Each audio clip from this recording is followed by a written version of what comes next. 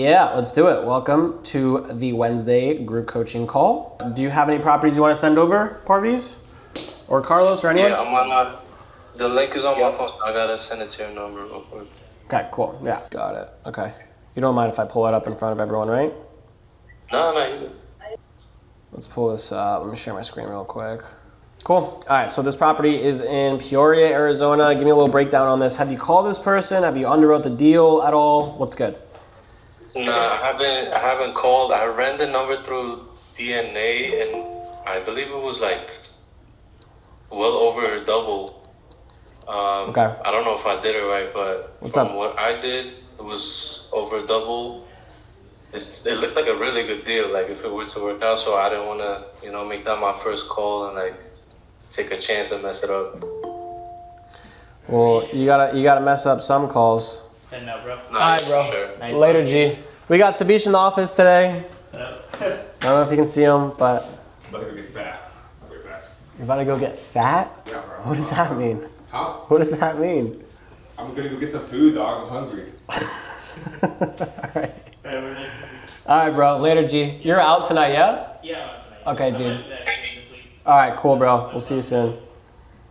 One of our students had a layover, so he was just wanted to jump in to the office. By the way, guys, if any of you are in Plano, Texas, that is where our office is located. Our entire team is here. So we have a bunch of students who fly in and out all the time. You guys can feel free to come on. But let's get back into running these numbers. So this is a 4-2, right? Yeah. Dope. Cool. All right. Manuel, what's going on, brother? How are you? Let's see. What's going on? Good. We're just underwriting and going over some properties right now. Okay, so this property makes $70,000 a year, which is around $6,000 a month. The rent is $2,400, so that's amazing because that's like more than double in revenue, and it's already furnished. Yeah, but the furniture I don't think is that good. If you see, it's like shitty ass furniture. So maybe I was thinking like putting a little bit for like the furniture and like stuff like that, but I don't know. Okay. Well, we can check it out. What's up, Dalen? How are you, brother? What's going on, man? Not much. All right, let's call this person. I did so much cold calling today because we had Melissa in the office and we were just like cold calling a bunch of apartment complexes for her. She came up with a list of apartment complexes and then she came into the office and then we just called a bunch. We didn't get any approved ones today, but tomorrow we're gonna rip some more. System. 2, 2, 4, 5, 3. Always double call. This call may be recorded. Esra, what's going on? How are you?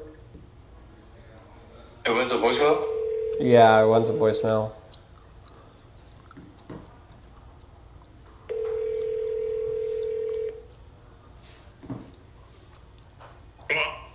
Hey, how's it going? Is this Kyle? Yeah, I was looking at your property on Robin Lane. It's still available. It looks like it's still listed. Is it still available? Yeah, it's still available. Okay, cool. Yeah, I just wanted to touch base. Just give you a call to, we're a hospitality management company. We work with a lot of homeowners in the area. I just wanted to see if you would be open to allowing us to sublease the property. No, I'm not interested. Thank you so much for your time. I hope you have a wonderful rest of your day. Okay, sounds good. Bye. That guy seemed like he has been. I should have pushed. That guy seems like he's been getting a lot of calls though. You don't want money. Huh? You don't want money, man. I know I don't want money. Usually I push him. I don't know. That guy just like something about him. He's like, no, I'm not interested. Thanks for calling. So I'm like, okay. I mean, that house was listed for 74 days or 71 days, so there's something wrong with this house. And I feel like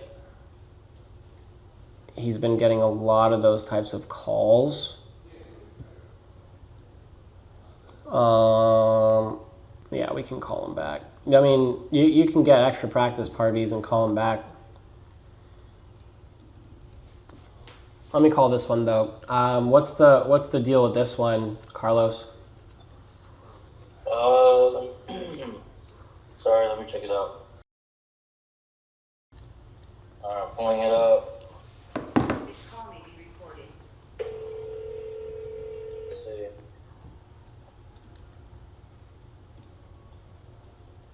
Got his student. Hey, is this the property on Newport Ave? Yes, I do. I'm renting the Newport Ave. Oh, okay. This is Marla, right? Yep. Okay, awesome. Yeah, I just saw the house on Zillow. I just figured I'd reach out. Are you like the homeowner or the agent? I'm the property manager for this year. Okay, got it. Nice. Yeah, I just wanted to reach out. We actually run a hospitality management company, and we work with a lot of homeowners in this same area. I wanted to see like if we signed a long-term lease with you guys or a 6-month or whatever the minimum is. Would you guys be open to allowing us to sublease the unit? No, we don't do a subleasing Okay, got you. Why is that?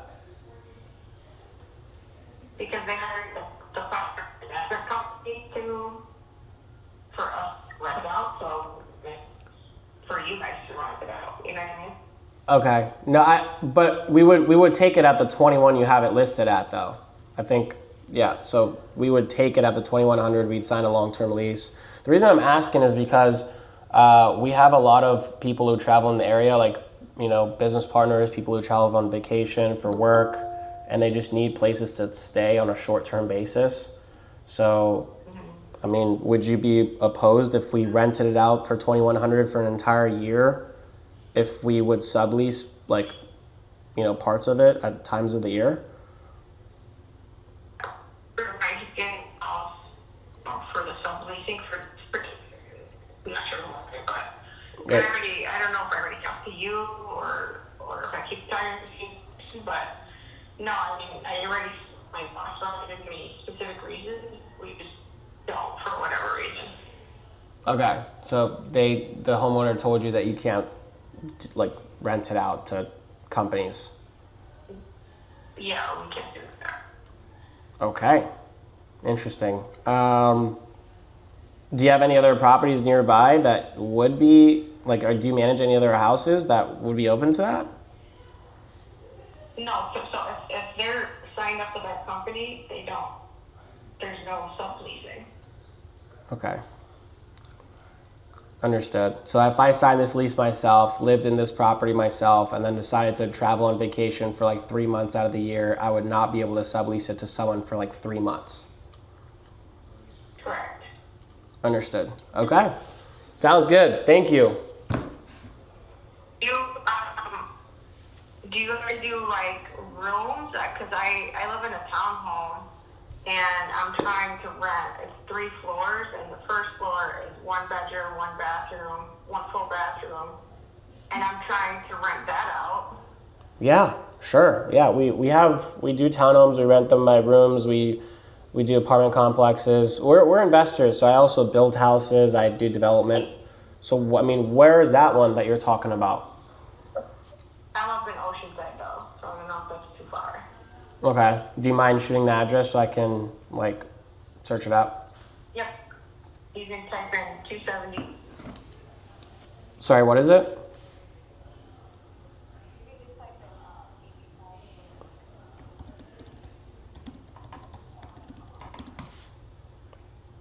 And what's the number? Because there's a lot. Okay. 270 Liberty Way in Oceanside. Okay, got it. And you're looking to rent this one by the rooms. And how much are you looking for?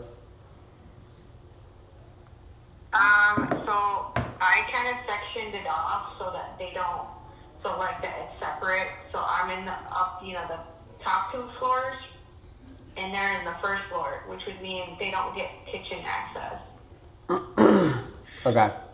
So I would like 1,500, but if I have to go a little bit lower, Sure. Okay. maybe 14, but I would like at least 1,500, like around 1,500. No worries. Okay. All right. Let me take a look at this and then run the numbers, and then I can get back to you. Okay, sounds good. All right. Thanks. Bye-bye. Yeah, that would not be a good one. Yeah, so notice on like how that call, I like to like sometimes pause and ask questions very slowly and articulately, because like this business model is so simple. It like people complicate it so much. Oh my God, you're subleasing someone else's house that you don't own. It must be illegal, or that must be restricted. Like, it's not. All you need to do is get permission from the homeowner to sublease the house, and if you can do that, you can list someone else's house as a short-term rental. And many people don't understand that concept, because it's like subleasing, corporate, STR, these are all big words that people just don't understand when it's a concept that has been around for so long. So what I like to do is like, I like to break it down for these people super like slowly. And that's why you hear me like pause on these calls, and I ask and I pitch my thing, but I also like rephrase myself multiple times. So you notice how like I pitched myself and I said, hey, do you guys allow subleasing? And then she's like, no. And then I was like, okay, so if I signed a lease with you on a long-term basis and re-rented it out to someone else, would you guys not allow that? Like, I asked her again the same question twice in a different structure. And then I asked it a third time and I said, okay, well, what if I sign the lease? Would you not let me sublease it out for 3 months if I'm traveling on vacation with myself? And then she said no again. So sometimes you have to rephrase it multiple times. As you could tell, like on that call, that particular that particular property manager just legally couldn't, because their homeowner is not letting them do it. But when you pause in between your sentences and you really just sit there and let it sink in to their head, and you almost like make them feel stupid in a sense, right? Like you break it down so well for them, the business model, where it's like almost stupid for them to say no, right? Do you guys understand like how I posture myself and how I do that? Anyone? Thumbs up? Yeah. So you were saying that a lot of the homeowners, they don't understand the concept behind subleasing. No, they don't. I mean, a lot of homeowners are like 50, 60 years old. The only reason they own real estate is because their CPA or their tax advisor told them to buy a house like 30 years ago. They don't know shit about shit. A lot of them. Yeah. So it's your job to educate people, right? You're the professional. You're the investor. You're in this program because you want to become a professional. You want to become a professional real estate investor and an operator. So it's your job to educate people. The biggest reason why like a lot of homeowners will reject the idea of an STR or a subleasing scenario is because they're just not educated. That's the biggest reason, is they don't know what it is, and people don't like to do business with people they don't know and structures that they've never done before. And so the easiest and the most comfortable thing for someone to do is to say no. But then once you educate them and once you really pause and you like let your words really just sit and you ask the same question multiple times in different structures, you shouldn't be afraid to do that. When you do that, sometimes it sinks in for a lot of homeowners and they're like, oh, okay, so that's what you're trying to do. Or they'll be like, oh, so you're trying to Airbnb my house. And then you'll be like, yeah, I'm trying to Airbnb it. And they'll be like, okay, well, yeah, I'm open to that. A lot of homeowners don't care what you do with their property as long as you're taking care of their house, you're paying their rent on time, and that's it, honestly. I think that's it. Taking care of the house, paying the rent on time, you're not destroying their property. So, yeah. I know the reason why you have phrased the questions 3 different times like that, because you was trying to like kind of explain it to her to see if that would make more sense to her. Yeah, this is gonna sound like this is gonna sound weird, and I apologize in advance because I'm a very straightforward and direct person, but I always assume people are just dumb and they don't understand what I'm saying. So I try to break everything I'm saying down to a 5th grade level, because the way that things work in my brain is like very fast, very complicated, very confusing, and I'm moving, like my thoughts are moving at 100 miles per hour, right? So when I speak to people and I really break things down, especially on social media, especially to business partners, homeowners, people that I've never talked to before, I try to break it down to a 5th grade level so that everyone can understand what I'm saying. Now, if I'm talking to my business partner or my COO or my CAO or my C-suite executive team or my assistant, like these are people I've known for a very long time, I don't need to sugarcoat shit. I can just shoot them straight and talk like I'm talking right now. But when I'm talking to a lot of homeowners and landlords, yeah, you need to break things down. A lot of them also are first generation, they're immigrants. Some people don't really understand English when you talk fast, so you have to break things down and talk slowly, because the language barrier and language gap can make things a little bit more complicated. Okay, got it. Yep. And you'll notice that in all of my cold calls as well. If you are watching my cold calls in the school, in the WAP, there's a Google Drive that has all of my cold calls in there. You'll notice I pause on purpose between sentences. I'll even throw in some filler words, like some ums, some buts, to sound more human and sound more natural, and to get my point across better and easier. So, let's do this. Okay, guys, cameras on, let's get this going. We got a lot of people on here. Any properties, any deals that you guys want to submit over to me, let's get this going. Let's get this show on the road. I sent one in the chat. The San Diego one, right? Yes, sir. Yeah, I just called that one. That was the property manager. Oh, it was that one? Yeah, it was that one, yeah. It almost turned into, at least you were almost able to fetch off of her. Yeah, she gave us another house, but she was trying to rent that one by the room, and I was like, I was not about it. Alright, appreciate that. I'll keep looking. No problem, brother. I got this one from Mario, I think. Mario, can you check this home out? Will need furniture. I texted the homeowner last night, but has not answered yet.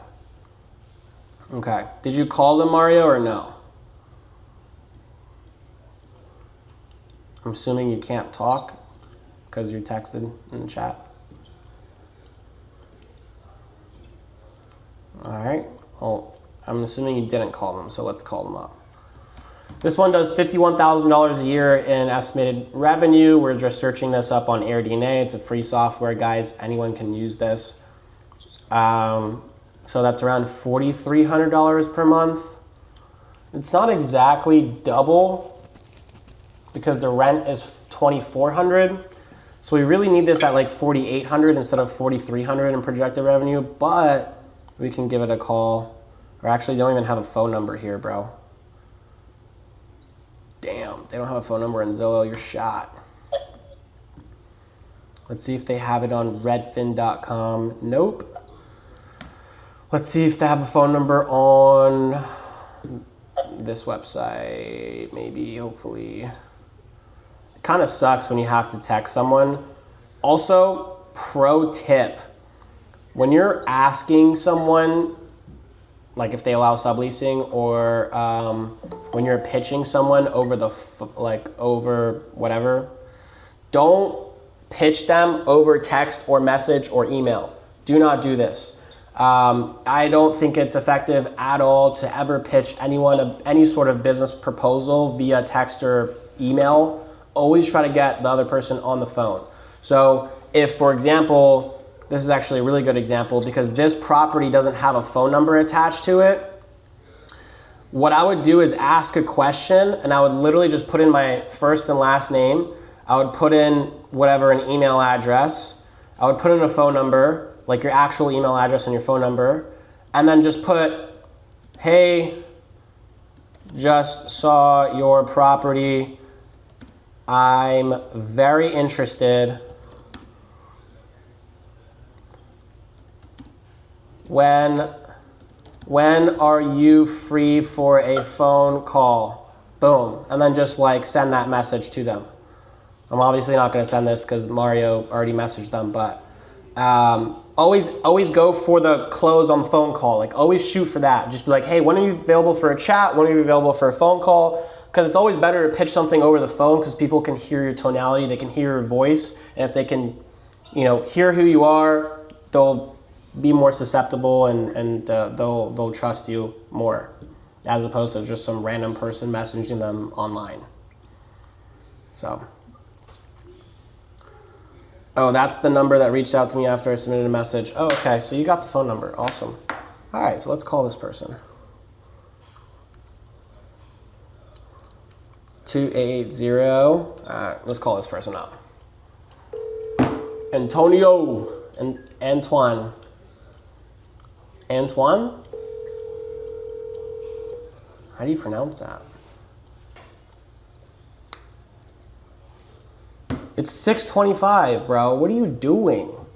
Do you want your property rented out or not?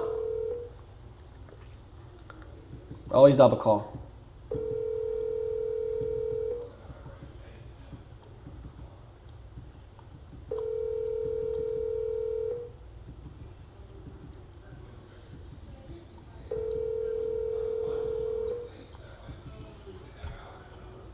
That's annoying. So then at this point, if they don't answer after 2 calls, text them literally the same thing that I just showed you guys to say, hey, I saw your house on Munger Ave. Wanted to see if if it's still available. Send that text, then double text them right after and be like, I just want to jump on a call, or when are you free for a call? And then also leave a voicemail. Hit them at 3 different angles if you can. Voicemail, text, phone call. Carlos, what's the deal with this one in Atlanta? Yeah, this one in Atlanta, I cold called this homeowner, and it turns out that both of the units are available. He can do for both, and so I joined it, and it was like 6 bedrooms and 5 bathrooms, and I got an air DNA of like 113.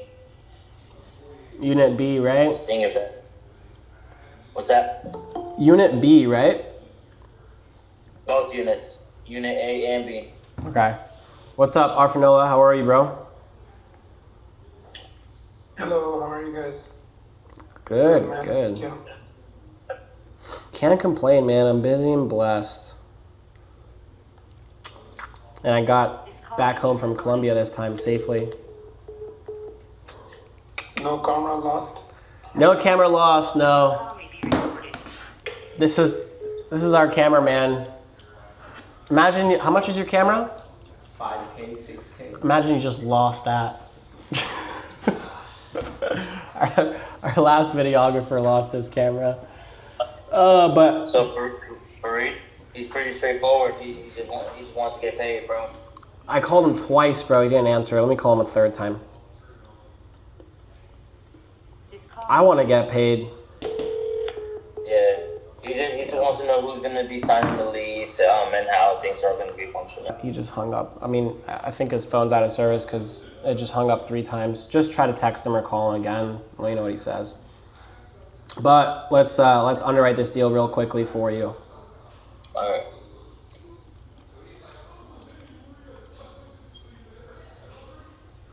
Yeah, Adrian's finishing up this vlog from Colombia. It's pretty sick. I'm gonna post it on YouTube. It's gonna be dope. It's better than the last Colombian vlog. Let's see. Oh, this one is not good, bro. No, it's he's the owner of both units. So both units basically would be six bedrooms. Ah, gotcha. Yeah. Okay, yeah, this one should 6 rip. bedrooms, 5 bathrooms. What scares me is the occupancy, because if I lower it down to 3 bed, let's see. Occupancy still shot at 44%. You.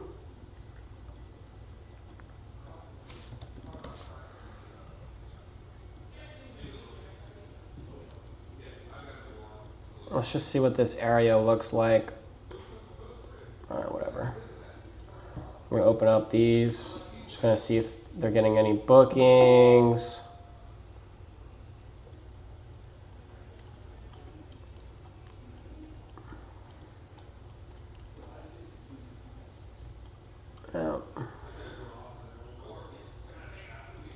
Yeah, that is not booked, bro. That is also, oh, this one has bookings.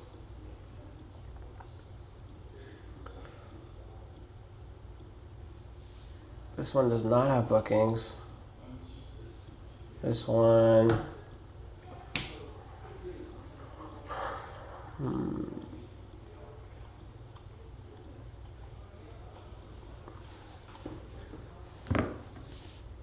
$1.2 million pesos for 2 nights. I hate how I have to just convert this right now. All right, that's like $300 for 2 nights. So that's like $150 per night. You better be getting booked up for $150 per night, dude. If you're not, it's a problem. This one is a 3-night minimum, and this one is getting booked up at $250 a night. So listing it at $250 a night is going to tell you that you're going to get no bookings because this person has no bookings. But listing it at $150 a night will get you bookings because you can see this person has a little bit more in bookings. Okay. This person. Sorry? Something in between, neither? In between? Yeah, but check this out, bro. This person's listing it for $69 per night. $69 per night. They're getting no bookings.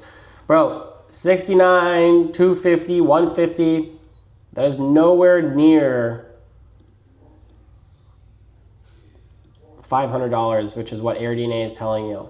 So occupancy is shot, bro, in this area. For like 45% occupancy is too low, bro. I gotta cancel this deal out. Word. That's cool. Yeah, unfortunately. But keep looking, bro. Yep. Keep looking. Where do I submit if I find a listing? Right here. Guys, if you want to submit a deal, we finally got the deal submission form back up. So I'm going to paste this in the chat. You can literally go here. You can submit a deal to us. It takes 60 seconds. So this submission form is for 2 types of people. It's for students who need underwriting approval before signing their own lease. So if you guys have funding and you guys want to sign off on a lease on a property, send the deal to us. We'll underwrite it for you and text you on the support line to let you know if the deal is good or not. And then for the students who don't have funding or don't have money yet, or they're waiting for funding, you can still submit deals to us and we can pay you a commission if we end up closing on them.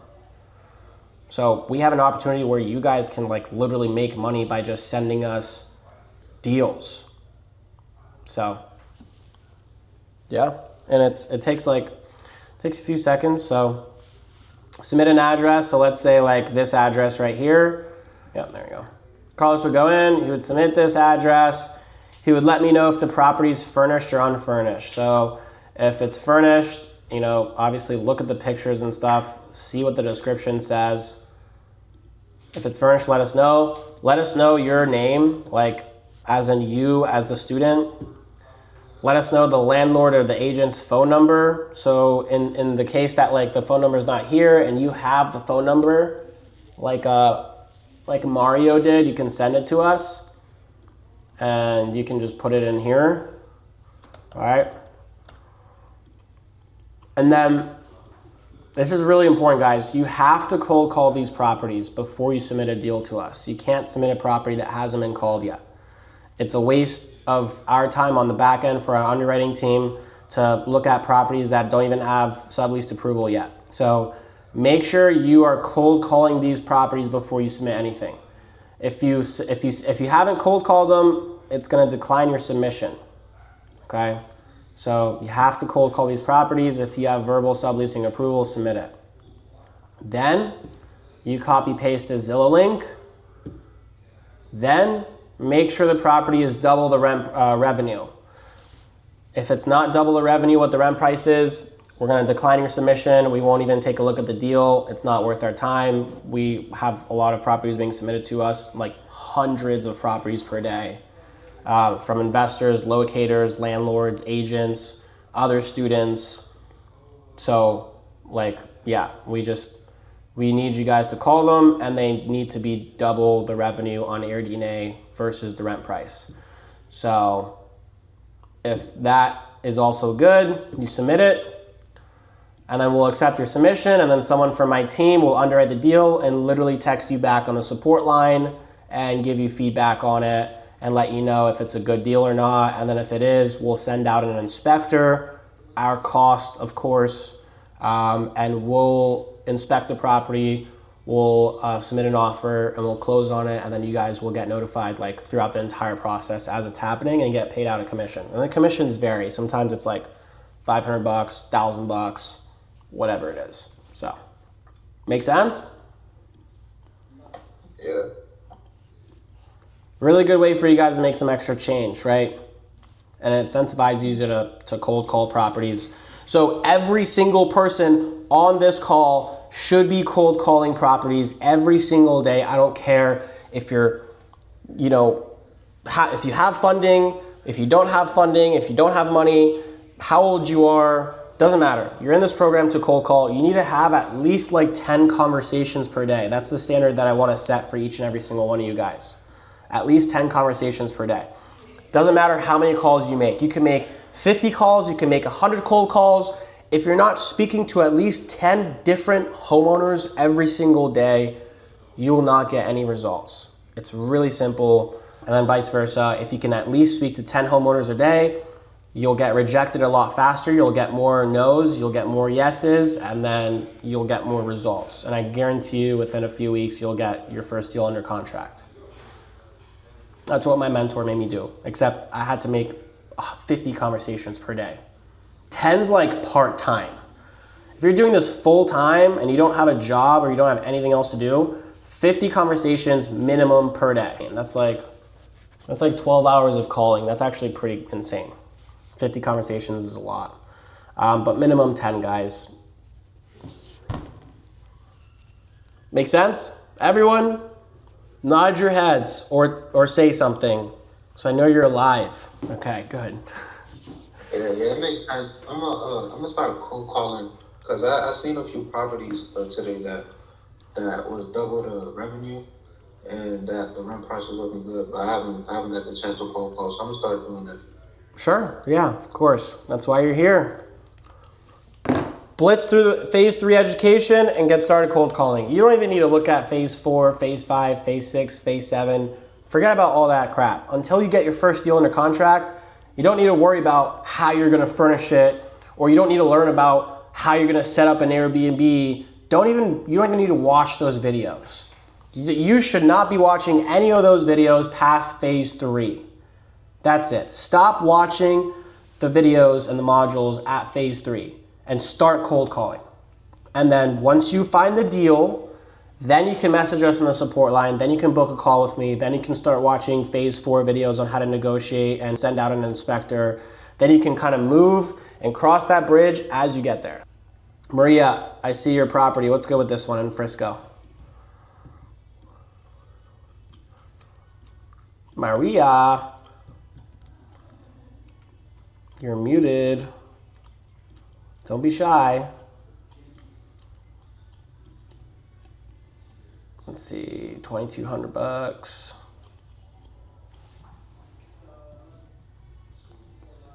It's a 3-3, $2,200.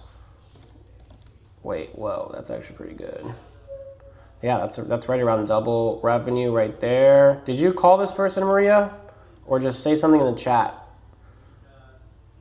Did you cold call this person, Maria? Dalen? Oh yeah, Dalen, I got your property right here, bro. I think. No, that's not it. This is it, Dalen. All right, I'll get to yours after. You call? Yes, but no answer. Okay, all right. Let's give this guy a call real quick.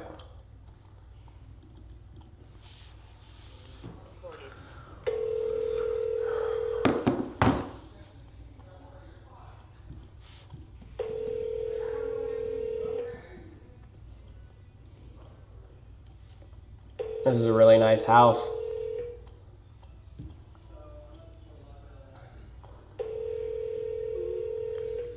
$2,200 a month is crazy good.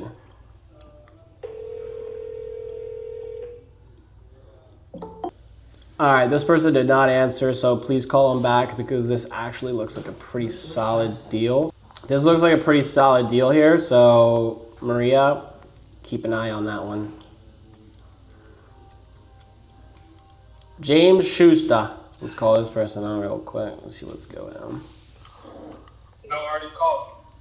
Oh, you did? Okay, what's the deal with this? Yeah, I just need you to look it over. The only thing I'm worried about is the occupancy rate. But I already called him. He's fine with the subleasing. It is furnished, like how you see it is what it is.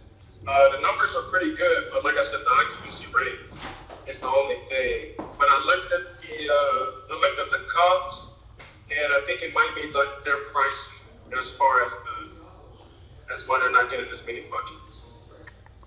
Okay. $6,500 a month in revenue, 45% occupancy. It's pretty shot right there. But the rent price is pretty cheap. But let's look on Airbnb to see what it looks like real quick.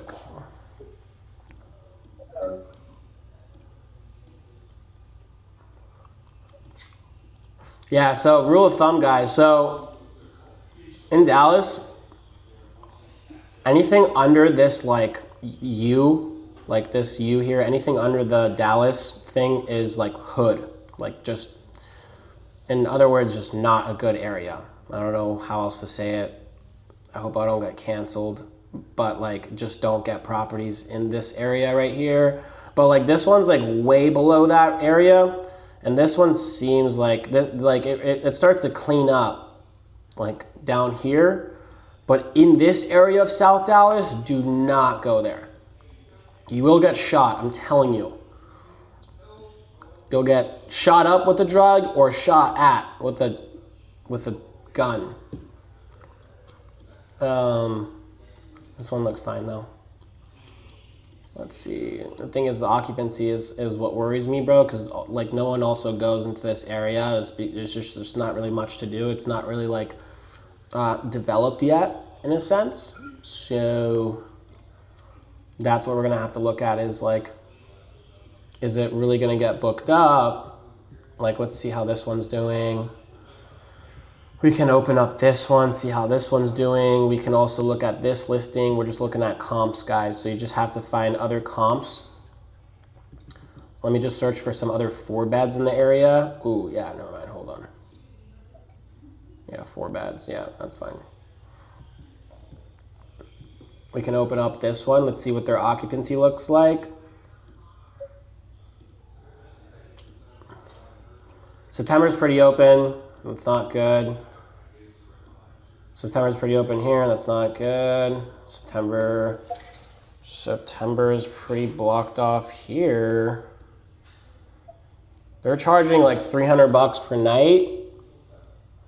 Yeah, I got the conversions memorized, guys, from Colombian pesos to dollars. I'm just that good. This one's charging close to like 2. This is like $180 a night. They're listing this for $70 per night and they have no bookings.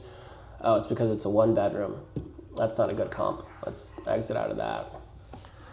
Okay, so this one's getting pretty booked up at like $300 a night. This one is not getting booked up at $300 a night. So that's not good. Their pictures also don't really look good. But these pictures don't look good. You gotta talk to yourself like you're insane in this business. This is how like my brain works. I'm just brain dumping on you guys. So this one's $200 per night. And this one also has no bookings, so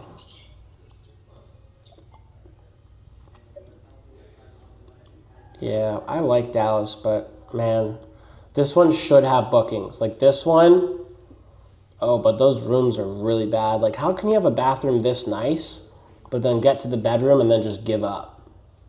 You You know what I mean? Like, this person just gave up. Like, how do you have a professional photographer take these 2 pictures and then just take this one with your iPhone? Like, come on, bro. Like, what?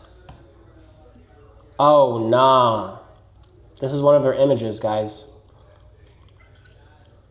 And then they go back to the professional photos, and they're all blurry as well because these photos are from like an actual real estate photographer that they probably never hired, that they got from the listing. Yeah, this guy's a noob. Newbie. It's all right. Y'all can reach out to this guy, see if he needs property management help. Right here. Save this listing. I used to do that, by the way. Like, when I used to get started as a property manager, I used to DM these people and be like, hey, I see your calendar is empty and you suck. Do you need help? Something along that script. I want to say this is a good property, bro. Can you inspect this? Yeah, I just wanted to go over with you first, but like I said, I already talked to him.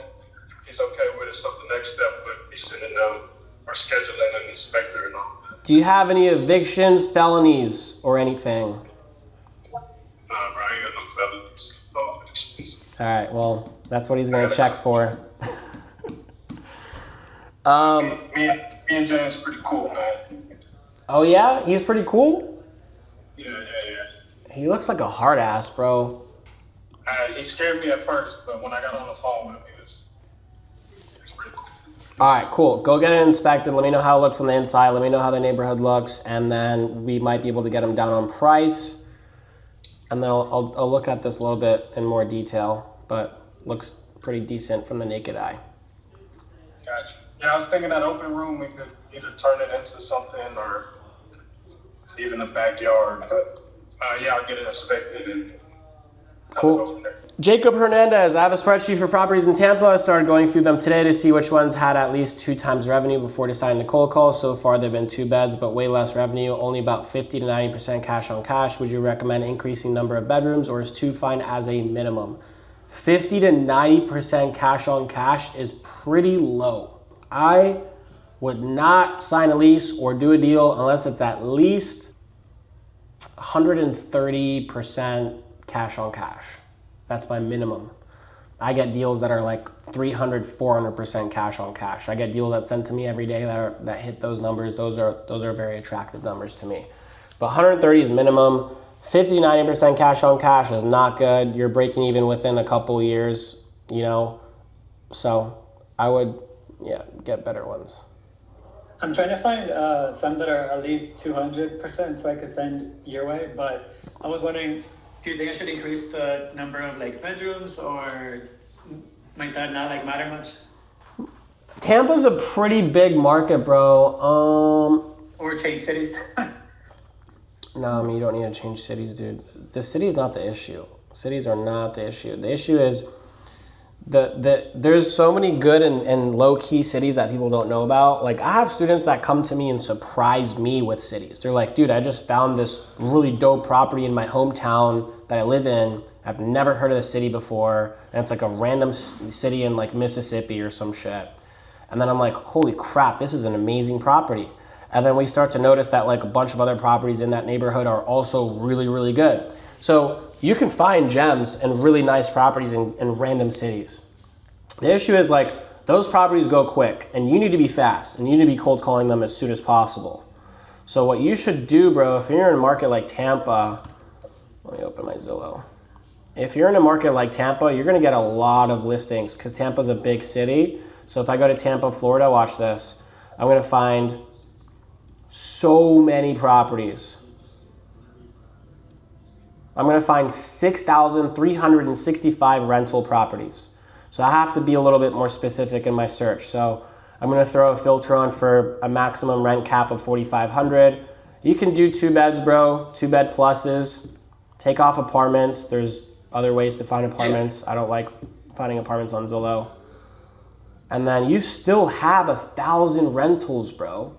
So you can go on here and filter by the newest listings and sort by the newest listings, and you can see listings that have been listed 32 minutes ago, 41 minutes ago, an hour ago, 4 hours ago, 5 hours ago, 6 hours ago. Like, I guarantee you haven't called these houses yet, right? No, so I uploaded like 150 to my spreadsheet, and then I was just going down like one by one. Update your spreadsheet every single morning religiously, just like you brush your teeth, eat breakfast, go to the gym. Update your spreadsheet every single morning. Be on top of it. Because if someone lists their property on here and someone like me is actually on top of it and comes and I'm doing this as a full-time thing because I'm, I need to make it and I need to retire my mom. And my purpose and my why is stronger than yours. And if I come here, bro, I'll wipe you out and I'll call these properties same day. Is there much of a difference between just going through each of these on the Zillow website versus like how you're on it right now? You could start from the left, the right, go all the way down versus going down the spreadsheet. I mean, it's basically the same thing, right? Or what's like? So you're talking about the Excel spreadsheet where you download all of those listings on Zillow and put it on an extra CSV file, correct? Mm-hmm. Yeah. That sheet is amazing, and the reason why I want you guys to do that is because you can color code the leads and you can copy paste them. However, that sheet is not being updated every day, bro. Yeah. Okay. So you need to go in manually and export more properties every single morning and put those properties into that sheet. So tomorrow morning, if I wake up, right, and there is, let's say, the sheet is good to export to do a mass export. So right now, if I do a mass export, right, if I click on this Zillow data property labs thing, and I do a mass export on this and I export all these pages and I get 1,000 listings, right? That's fine. I can hire a virtual assistant or I can hire a VA or I can spend a couple days going through all those listings. But every single hour, more leads are being updated. So you have to keep adding to that sheet. Got it. Dude, this is a business. You have to be addicted. This is like, there's levels to this game. You can export and find deals from that sheet if you want. But like when I was starting and I was doing this as a full-time thing, I was on Zillow 24/7. Okay. Like I was on it. So it really just depends on how hungry you guys are. Like new leads are being listed on Zillow every single second. A homeowner lists a new property for rent. There's never a shortage of properties. You just have to beat people to it. Parviz, what's up? Oh, sorry, I was on mute. So when you mass export the properties, right, on an Excel sheet, and then you go through them, and then the next day there are more properties being listed, and when you do it and export again, does it duplicate? Like, you get what I'm trying to say? Yeah. Like the old ones that you already exported, does it duplicate on the list, or does it get rid of that and just puts the new ones in? Yeah, it does duplicate, but there's AI softwares that can easily unduplicate that for you. You can use ChatGPT, submit both lists in and be like, hey, filter out the discrepancies and the duplicated listings. And then ChatGPT can easily give you a separate CSV file that doesn't have the duplicates. Also, guys, I'm working on a screener right now with my team that will do all this for you. So we're working on a software that we're developing, in the process of developing, that will do all this for you. So that's coming up soon. It'll make your lives a lot easier. Or like working in the beta version, like we're in the beta phase of it. If any of you guys know AI or know any developers or any software developers, reach out to me, text me on the support line. We're trying to build this software out and we have a lot of developers on it, so we could use some help. But yeah.